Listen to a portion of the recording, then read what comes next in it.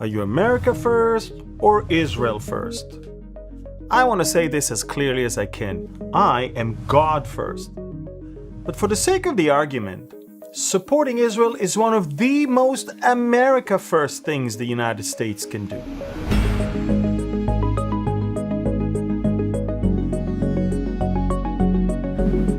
Let's start with the money.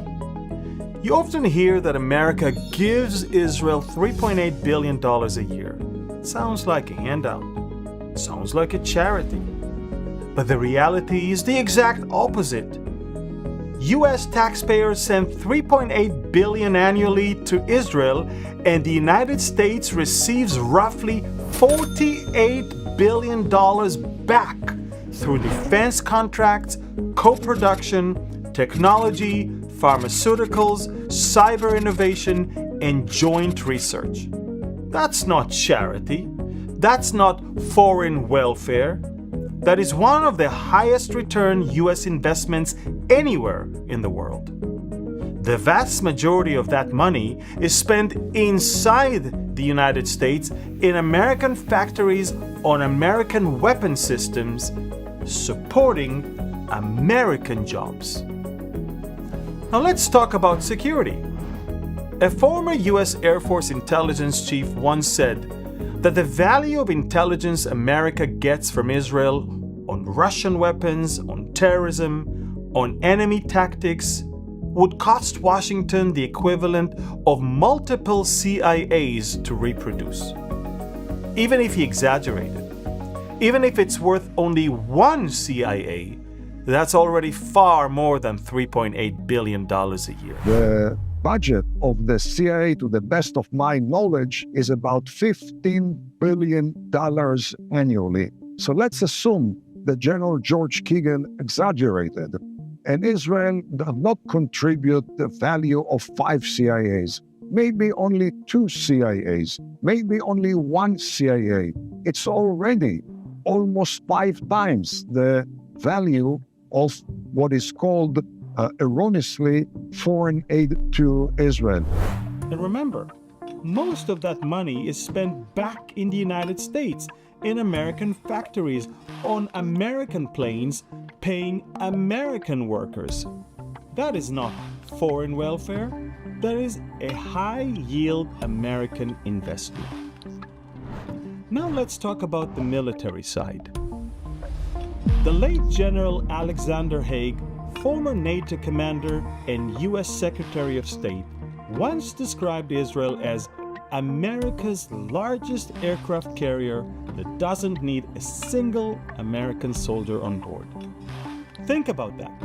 If Israel did not exist, and if the US wanted the same level of deterrence against Iran, Russia, China, and jihadist groups in the Middle East, America would need to send extra aircraft carriers, extra ground divisions, and billions more dollars, not to mention risking thousands of American lives. General Alexander Haig, Supreme Commander of NATO and later on the US Secretary of State, when he was asked, how come you're so hot about Israel? Because Israel is the largest American aircraft carrier. If there were not Israel in the Middle East, then the US would have to deploy few more real aircraft carriers, few more ground divisions, all of which would have cost the American taxpayer anywhere between $15 and $20 billion annually.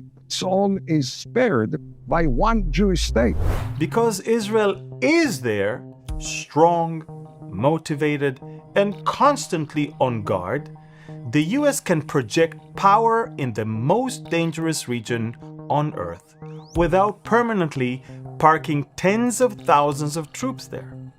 That is America first. Fewer body bags coming home. Less money burned on endless deployments. Now, the technology. Israel was the first to use the F-15, the F-16, and later the F-35 in combat. For years, Israeli pilots have flown them under real do-or-die conditions. Every day, Israeli pilots and engineers send feedback to the American plants in Missouri and Texas that build these jets. That feedback turns into upgrades, improvements, and 10 to 15 years of research and development saved for American companies. One manager called it a mega billion-dollar bonanza. So the result is simple. America sells better planes, beats Russia and China in the global arms market, and supports American jobs in the process. Again, that is America first. And it's not only military. From high-tech to cyber, from medicine to agriculture, hundreds of American companies use Israel as an innovation engine. US and Israeli scientists work together on treatments, technologies, and solutions that end up saving American lives in American hospitals.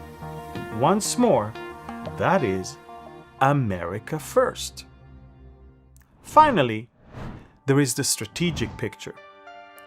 Israel stands between dangerous regimes and America's pro-US Arab partners like Egypt, Jordan, and the Gulf states.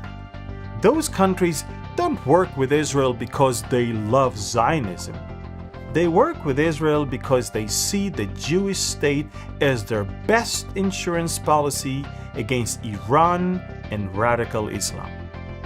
When Israel is strong, the region is more stable, oil shipping lanes are safer, and the US is less likely to be dragged into another Middle Eastern war. So when someone says, "Why are we helping Israel? We should focus on America first," here's the answer. America is focusing on itself when it supports Israel. For a $3.8 billion investment, the US receives intelligence worth far more than the cost, military upgrades that saves lives and money, a stable Mideast without US troops on the ground, and roughly $48 billion in economic returns through defense contracts, technology, and pharmaceuticals. That is not Israel first instead of America first. That is America first with a powerful ally at its side.